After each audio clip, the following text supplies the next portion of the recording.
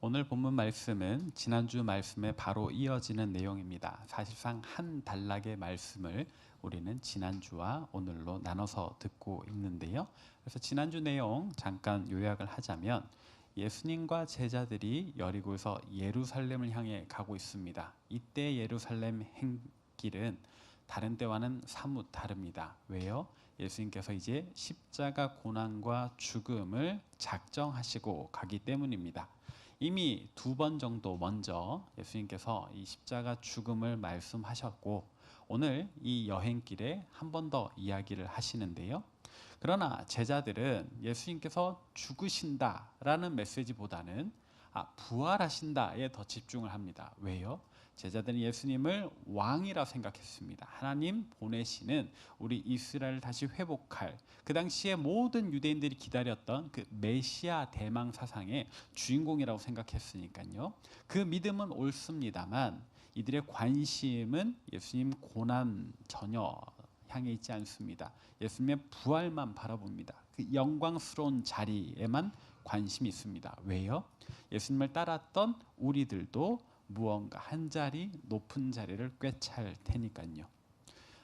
이들이 이런 사상을 갖게 된 이유, 사실 이 제자들뿐만 아니라 유대인들 전체가 그런 생각을 하게 된 이유는 무엇일까? 우리가 말로만 많이 들었지만 하나님 보내신다 하신 그 선지자 때문이거든요. 그 누구인가? 그 예언 어디 있는가? 한번 봅시다. 말라기 4장 6절입니다. 함께 읽습니다. 시작. 여호와의 크고 두려운 날이 이르기 전에 내가 선지자 엘리야를 너희에게 보내리니 그가 아버지의 마음을 자녀에게로 돌이키게 하고 자녀들의 마음을 그들의 아버지에게로 돌이키게 하리라. 아멘. 구약 성경의 마지막 권이 되는 말라기, 그 말라기를 쓴 예언자 말라기라는 사람이 이런 예언을 한 겁니다. 여호와의 크고 두려운 날이 올 것이다. 그 전에 엘리야가 너희의 마음을 다시 아버지께로 돌이킬 것이다. 여기에 나오는 엘리야는 누구입니까? 우리가 알다시피 광야에 외치는 자의 소리라고 했던 세례 요한입니다. 이 세례 요한의 메시지를 듣고서 또 그가 예수님을 향해 보라 세상 죄를 지고 가는 하나님의 어린 양이로다 하였을 때에 사람들은 이제 직감하는 겁니다. 예수님 따랐던 제자들도 확신하는 겁니다. 정말로 말라기의 예언이 이제 이루어지는구나. 이 예수님이 하나님 보내신 그 사람이구나. 보라 크고 두려운 날이 이른다고 했는데 그 크고 두려운 날은 어떤 날인가? 제자들 생각할 때 저 로마 제국의 압제를 벗어 던지고 예수님께서 왕으로 등극하시는 날이라고 생각을 했던 겁니다. 영광스러운 날. 그날에 우리는 어떻게 될 것인가? 이것에만 제자들이 관심을 갖고 있더라. 정작 들어야 했던 내가 어떤 고난을 당하게 될 것인가? 내가 어떻게 죽을 것인가? 그때 너희는 실족하지 마라. 실망하지 마라. 나 다시 부활할 거다는 이 포인트를 놓친 생각들을 하고 있는 겁니다. 그렇게 해서 두 사람 야고보와 요한이 어머니를 통해 예수님께 자리 꿰차기를 청탁했을 때 다른 제자들이 사실은 야 이 멍청한 놈들아 예수님 그런 왕 아니시잖아 라고 얘기를 해줘야 되는데 이 10명의 제자들이 어떤 반응을 보였습니까? 분히 여깁니다. 왜 분히 여깁니까? 아씨 우리보다 먼저 얘기했네. 정말 어리석은 생각이지만 그들 모두가 그와 같은 생각을 했었다. 예수님께서 그런 제자들 보며 청탁을 하고 그걸 가지고 화를 내는 제자들을 보며 어떤 생각을 하셨을까요? 오늘 보면 25절에 보니까 예수님께서 세상 권력자들의 습성을 먼저 이야기를 하십니다. 어떤 습성입니까? 세상 권력자들은 남을 부립니다. 억압합니다. 그들 위에 군림을 합니다. 섬김 받는 데 익숙한 사람들. 그들은 섬기는 데는 낯섭니다. 섬김을 받기만 하기 때문입니다. 이와 대조적으로 예수님 자기 자신을 빗대어 아니 우리 그리스도인들의 모습을 빗대어 뭐라고 말씀하셨는가? 오늘 본문 중 마태복음 20장 26절 7절 함께 읽습니다. 시작. 너희 중에는 그렇지 않아야 하나니 너희 중에 누구든지 크고자 하는 자는 너희를 섬기는 자가 되고 너희 중에 누구든지 으뜸이 되고자 하는 자는 너희의 종이 되어야 하리라. 아멘. 앞에 세상 권력자들의 이야기를 막 하시더니 예수님 말씀하시는 것이 이것입니다. 너희는 그렇지 않아야 하나니 크고자 하느냐? 종이 되라. 으뜸이 되고자 하느냐? 섬겨라. 이런 이야기를 하십니다. 예수님께서 이렇게 크고자 하는 자에게 섬기는 자가 되라, 으뜸이 되고자 하는 자에게 종이 되라 말씀하시는 것, 세상의 일반적인 원리라는 좀 다르지 않습니까? 애초에 저들이 예수님 왼편과 오른편의 자리를 요구한 이유가 무엇입니까?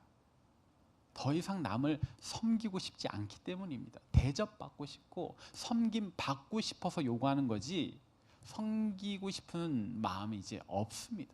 근데 예수님께서 이들의 마음을 콕 집어서 이야기를 하는 겁니다. 너희 생각 잘못됐다. 더 섬겨야지, 더 섬겨야지. 근데 사실 우리인들 평생 남을 섬기는 자리에만 있으라고 하면 괜찮으시겠습니까? 사람에 따라서 다르겠지만 할 수 있다면 우리 다 충분한 재정을 빨리 쌓고 파이어 하고 싶지 않습니까? 왜 그렇습니까? 남의 밑에서 일하기 싫으니까요. 돈만 충분하다면 더 이상 일 안 하고 쉬면서 그냥 고객님 소리를 듣고 싶잖아요. 저만 그런가요? 제가 예전에 좋아했던 말이 고객은 왕이다 라는 말입니다. 서비스 직종에 있는 사람들에게는 철칙인데요. 진짜 그렇죠. 우리가 어디 가서 비용을 지불하고 고객의 입장으로 있다면은 좀 큰 소리 칠 수 있잖아요. 컴플레인을 하게 되는 일이 없으면 좋은데, 제가 보니까 제 가까운 뭐 맨날 이야기하는 건 제 친구 한 명이니까, 네, 이성진의 친구가 있습니다. 저 말고요. 이성진의 친구가 많으니까. 근데 그 친구는 제가 싫어합니다. 왜 싫어하느냐? 목소리가 너무 커요. 이 친구가 아웃백에 갔어요. 그리고 그때 당시에 그 망고 에이드가 신상이었어요. 2003년에요. 그때 안 태어난 친구들도 있겠지? 네. 이게 처음 나왔을 때 그 친구가 되게 기대를 하면서 시켰나 봅니다. 2003년인데 8,900원이었어요. 되게 비쌌죠. 그래서 저는 못 사 먹었던 음료입니다. 근데 그 친구가 사 먹었다니까 약간 배가 아팠어요. 아, 부럽다.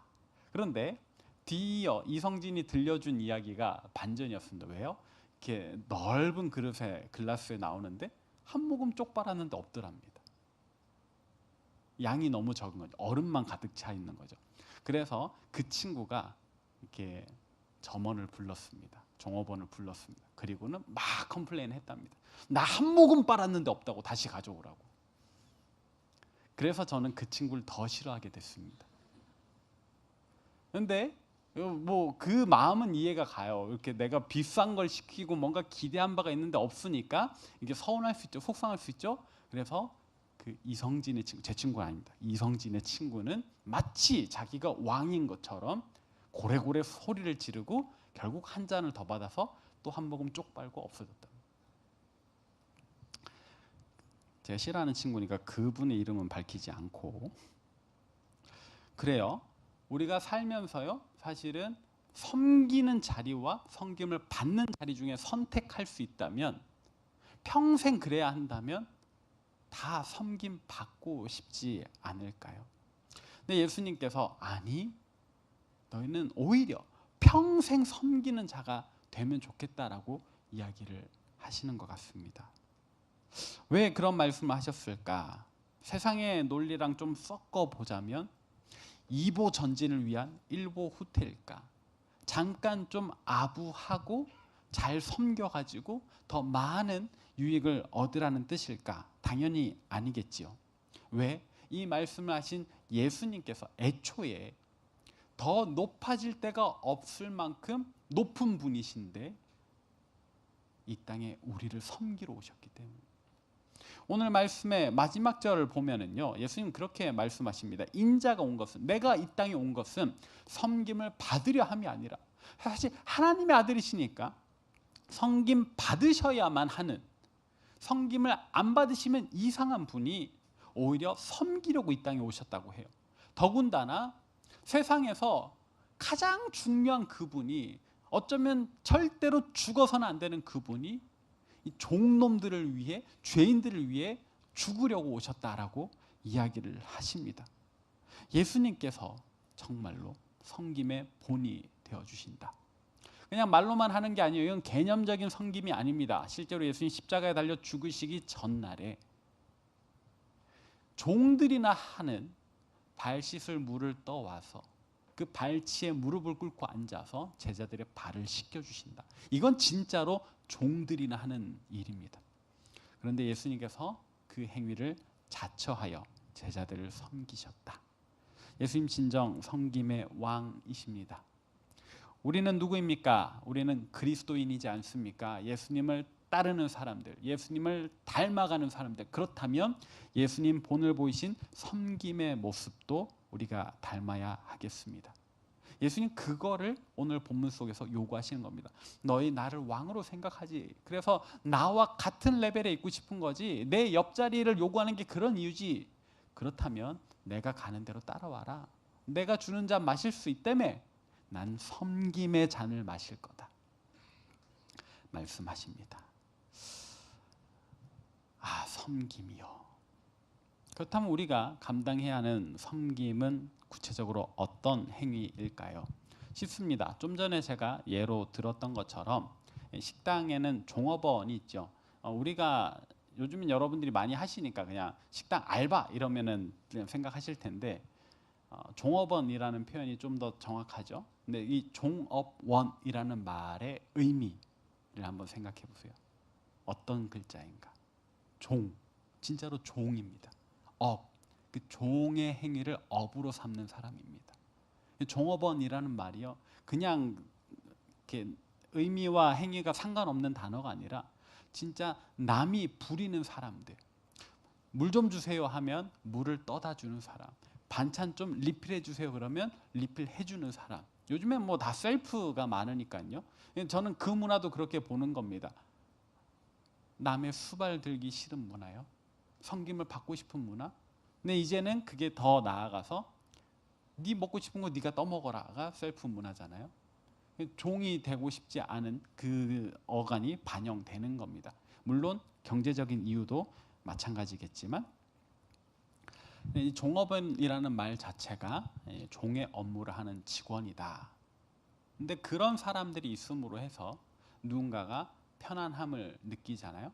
그리스도인들은 이 종업원의 개념에서 또 대가도 받지 않는 거예요. 대가는 하나님 주신다 생각하고 섬기는 겁니다. 아, 그런 걸 우리가 어떻게 할 수 있나 할 때에 떠오르는 분들이 있습니다. 누굽니까? 부모님들입니다.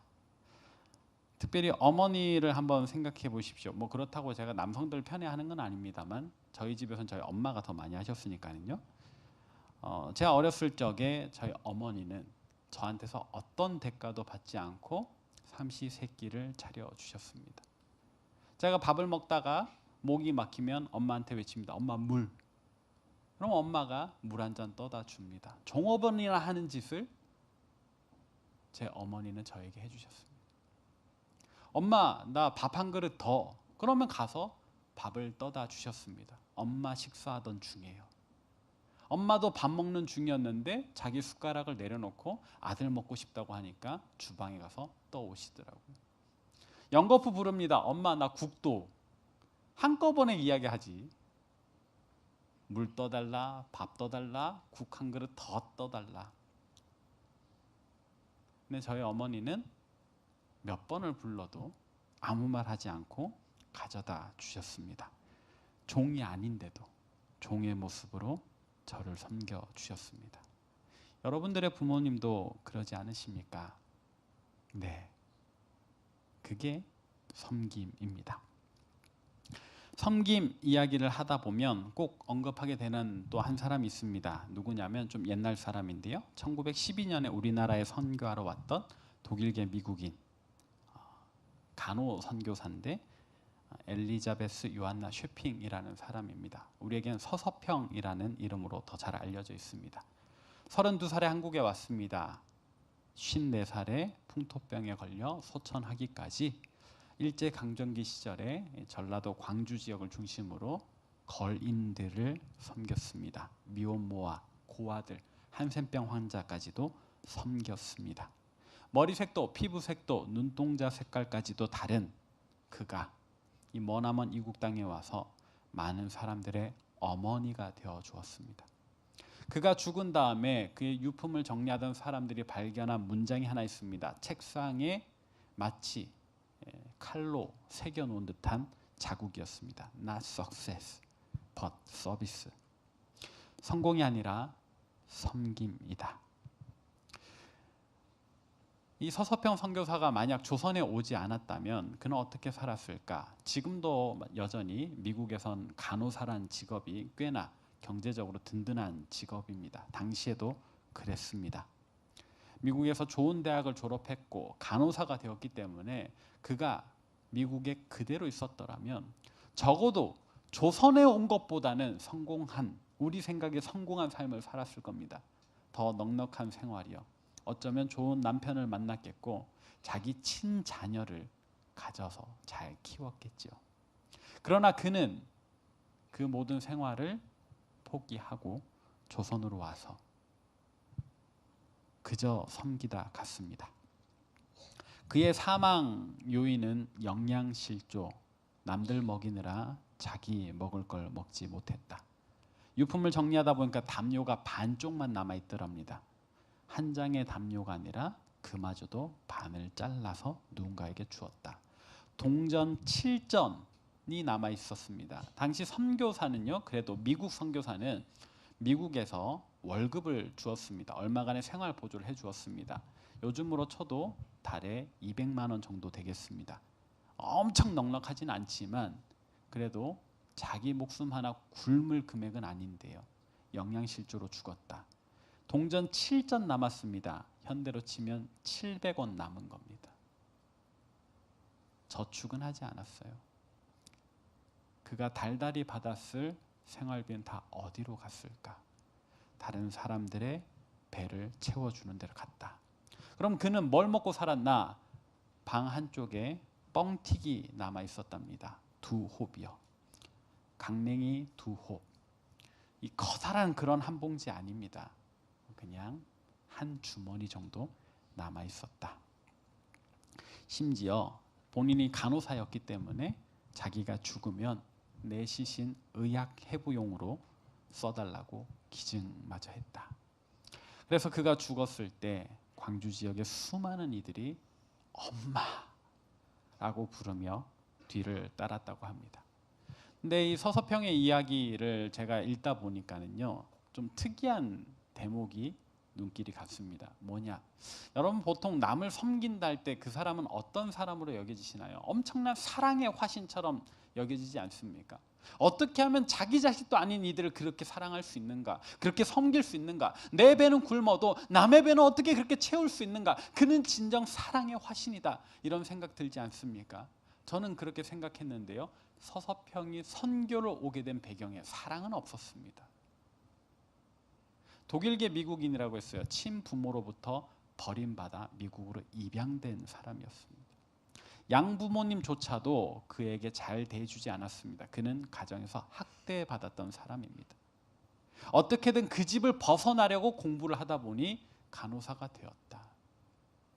그러다 문득 엄마 보고 싶어 친부모를 찾아갔는데 부모가 자기를 문전박대했다. 나는 이 땅에서 살 이유가 없다라는 생각이 들어. 이 지구상 어디에도 내 한 몸 누일 곳, 편히 누일 곳 없다라는 생각이 들어. 에라 모르겠다, 될 대로 되라는 심정으로 조선 선교를 떠나온 겁니다. 그의 선교에는 아이러니하게도 사랑이 없었습니다. 그랬던 그가 어떻게 그렇게 조선인들을 사랑하게 되었는가? 사랑이 없어서 온 것도 괜찮아요. 시작이 어떻든 괜찮아요. 동기가 어떻든 괜찮아요.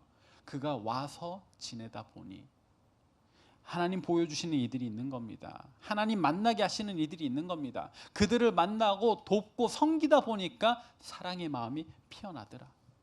사랑이 먼저가 돼서 섬김을 할 수도 있지만 섬김을 하다 보니 사랑이 생길 수도 있더라. 섬김이 오히려 사랑을 여는 통로가 되기도 합니다. 이제 우리가 대답해 봅시다. 우린 그리스도인이니까, 예수님 섬기라고 하셨으니까, 이웃을 사랑하고 섬기라고 하셨으니까 우리도 그래야 할 텐데 누구를 섬길 수 있을까요? 어렵지 않은 질문입니다. 그러나 대답하기가 어렵잖아요. 이럴 때에 제가 영상 하나 보여드리고 싶습니다.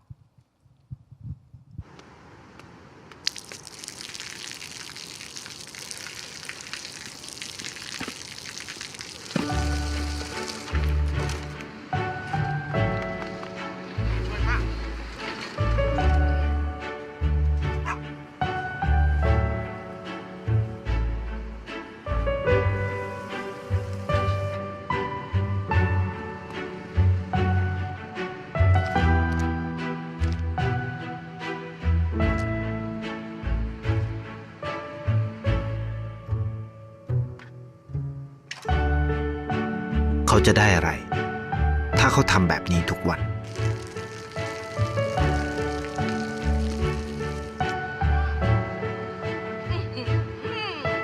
เพิ่งจะมา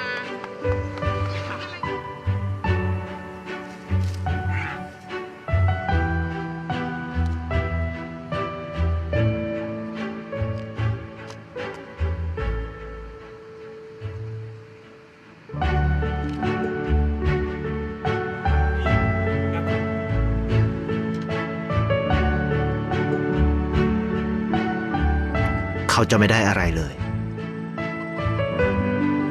ไม่ได้รวยขึ้น ไม่ได้ออกทีวี ไม่มีใครรู้จัก ไม่ได้มีชื่อเสียงที่มากขึ้น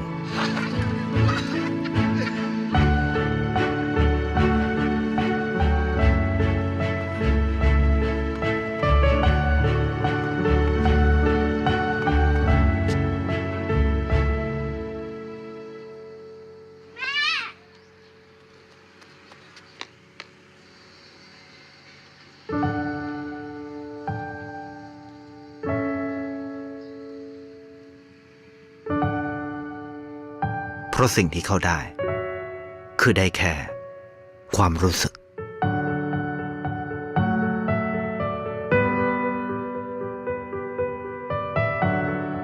ได้เห็นความสุข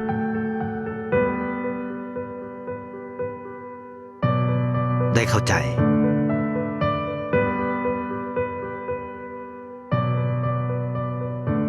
ได้ความรัก ได้ในสิ่งที่เงินซื้อไม่ได้ ได้โลกที่สวยงามกว่าเดิม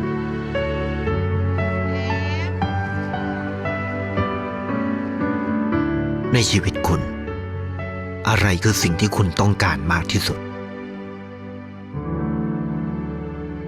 ไทยประกันชีวิตเชื่อในความดี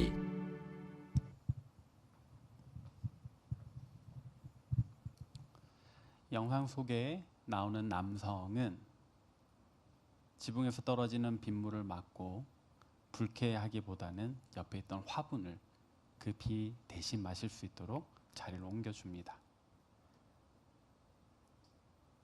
횡단보도를 건너다 높은 턱을 만나서 곤란해하는 한 아주머니를 도와주고요.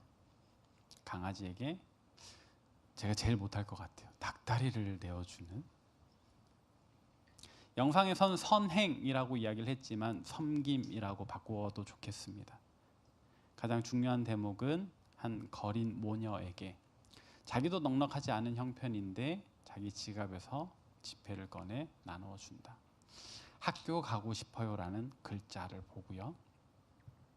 영상의 후반부에서 그 아이의 옷이 바뀌었죠.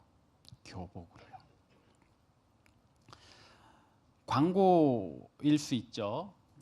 억지로 꾸며진 영상이라고 생각할 수도 있겠습니다. 그러나 그렇다고 해도 이 영상이 전하고자 하는 메시지는 우리에게 현실적이다.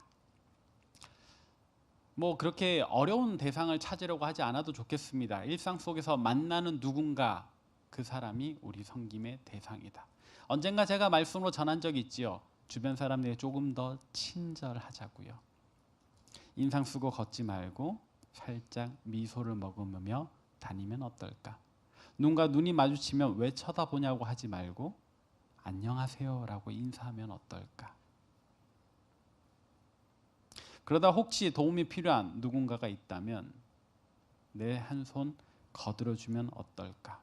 그렇게 거드는 우리의 손이요, 엄청난 기적을 발휘할 수도 있습니다. 어떤 기적일까? 2014년 EBS 다큐프라임에서 했던 실험이 있어요. 이 실험의 제목은 이겁니다. 상황이 인간을 지배하는가? 인간이 상황을 지배하는가? 뭐 너무 많은 실험을 했는데 인상적인 거 하나가 있습니다. 이겁니다. 어떤 사람에게 설문조사에 응해달라고 이야기를 하는 겁니다. 설문조사를 마치면 얼마의 보상을 주는 거죠. 그리고 이 사람이 혼자 방에 들어가서 설문조사를 열심히 하고 있는데 그 방 안으로 연기가 들어오는 겁니다. 매캐한 냄새와 함께. 이때 혼자 있던 설문 응답자는요, 바로 반응합니다. 일어나서 밖에 무슨 일이 있나? 이 냄새가 뭔가? 자기가 지금 잘못 느끼고 있는 건가? 그리고는 문을 열어서 나와 봅니다. 즉각적인 반응이요. 그런데 혼자가 아니라 10명을 방에 넣어 놓습니다. 똑같은 요구를 합니다. 설문조사에 응해달라고. 그리고 얼마간의 시간이 지난 후에 또 연기를 밀어넣습니다. 이때는 사람들이 움직이지 않습니다. 왜요? 뭔가 답답하지만, 냄새도 나지만 주변 사람들을 쳐다보는 겁니다. 그런데 나만 반응을 하고 다른 사람들 설문조사에 응하고 있으니까 그 사람도 이내 다시 설문조사에 집중합니다. 다른 사람들이 반응하지 않는다라는 상황에 나는 좀 이상한 건 느끼지만 내가 잘못됐나 보다 하고 마는 거죠. 상황이 인간을 지배하는 그런 실험입니다. 그러면 인간은 상황의 지배만 당할까? 아니요. 오히려 우리 인간은 상황을 변화시킬 수 있습니다. 다음 실험이 또 우습습니다. 어떤 면에서 우습냐? 횡단보도에 사람들이 많이 지나가는 그 통로에 파란불이 돼서 한 실험자가 걸어갑니다. 그러다가 중간에 서서 한 옥상을 가리킵니다. 그 혼자 옥상을 가리켰을 때 그 시각 횡단보도를 건너던 사람들의 반응은 어땠을까요?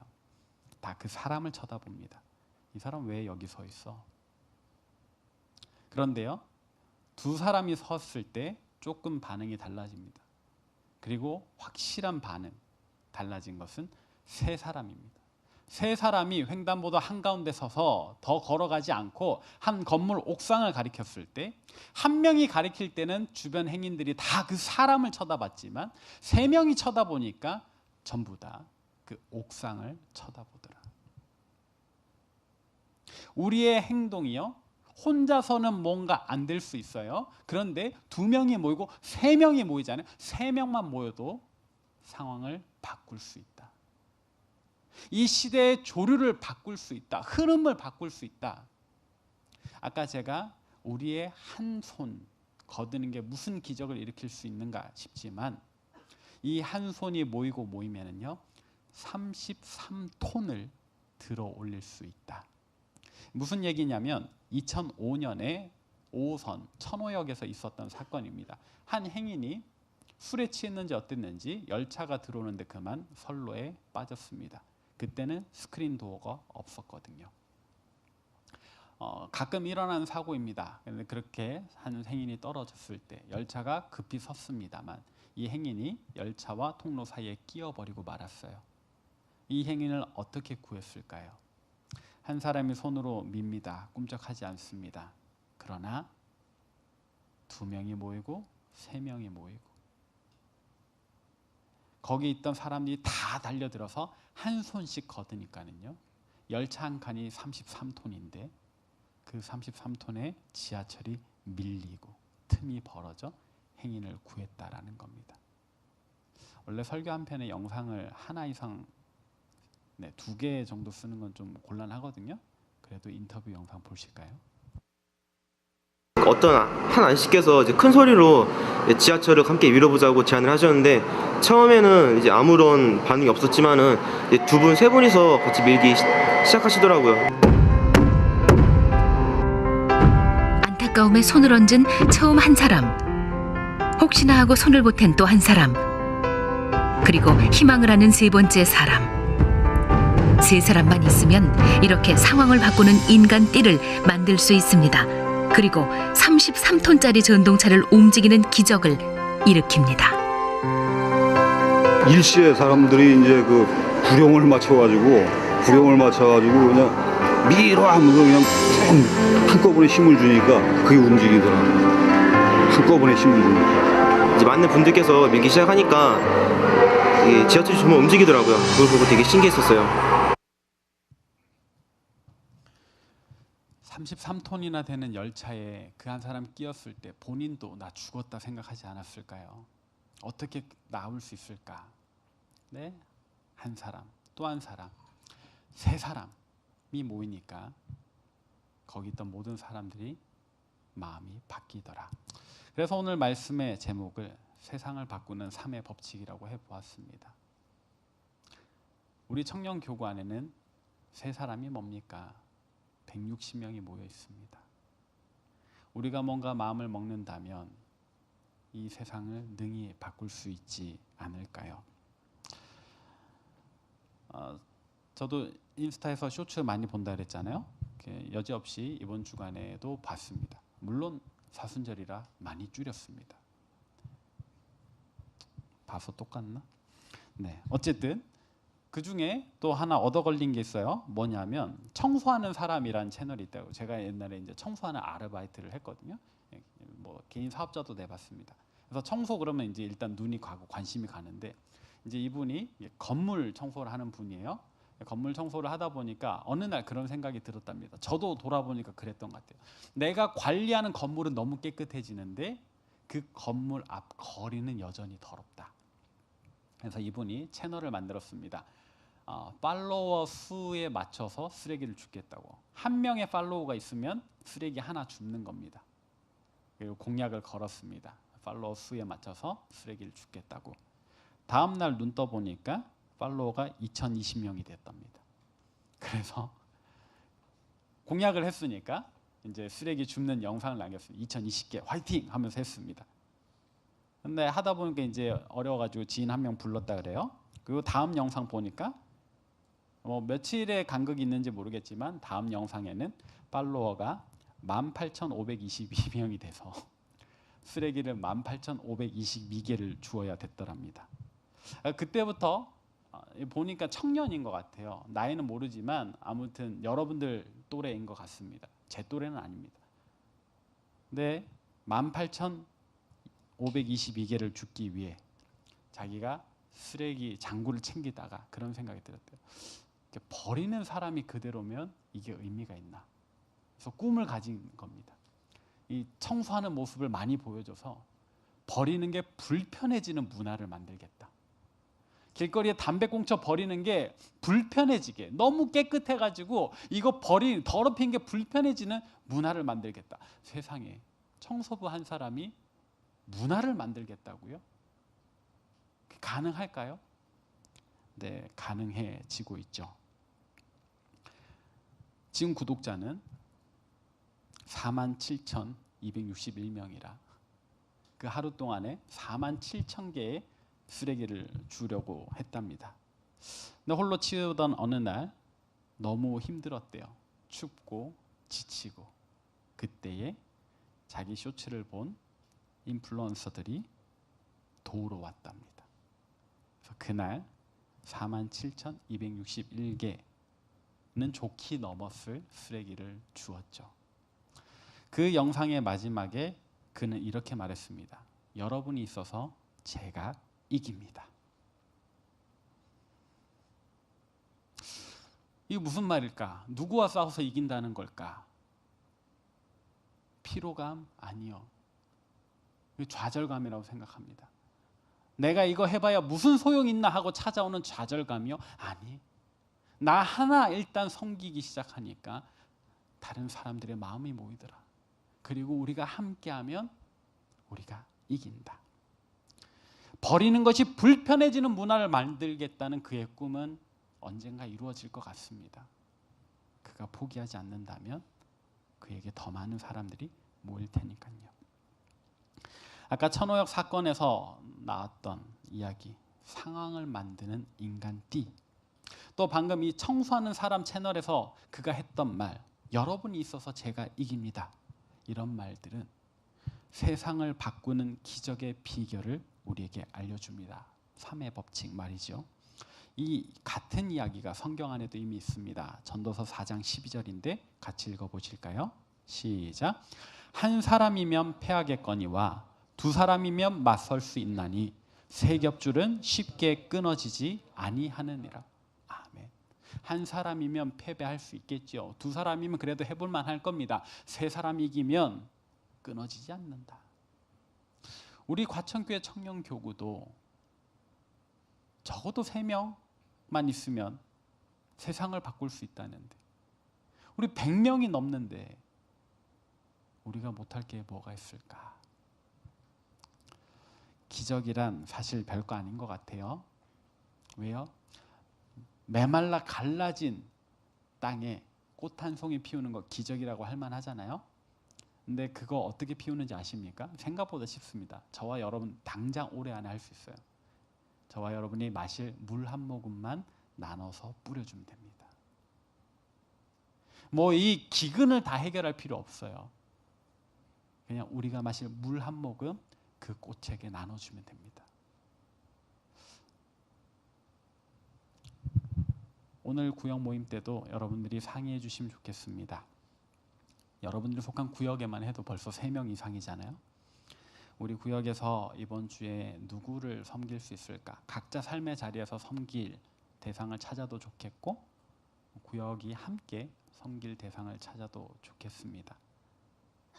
거리의 천사들 사역도 가능하겠고 사랑의 나눔 재단에 후원도 할 수 있겠고 뭐든지요. 우리가 머리를 맞대면 할 수 있는 일이 정말 무궁무진하지 않을까요? 다시 말하면 우리가 일으킬 수 있는 기적도 무궁무진하겠다. 말씀을 정리하겠습니다. 우리는 그리스도인입니다. 세상과는 무언가 다른 사람들입니다. 세상과 다른 목표를 가지고 사는 사람들입니다. 모두가 섬김 받고 싶어 할 때에 우리는 섬기고 싶어하는 사람들로 삽시다. 예수님께서 그렇게 사셨으니까. 예수님 보여주신 섬김을 실천하자. 보잘것없는 우리라도 1명, 2명, 3명이 힘을 합치면 놀라운 기적을 일으킬 수 있는 줄로 믿습니다.